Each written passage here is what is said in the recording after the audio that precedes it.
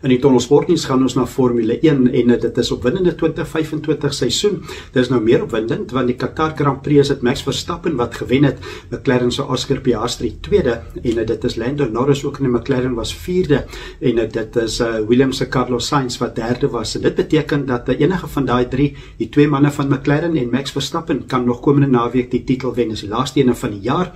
Is baie naby die punte op hierdie stadium. Dit was 'n strategiese fout van McLaren wat op 'n geel vlag wat hulle nie die twee manne laat inkom het nie. So Max Verstappen wen, wat nou beteken dat die puntestand is tans Lando Norris het 408, net 12 punte voor Max Verstappen op 396 en Oscar Piastri op 392 in sy McLaren.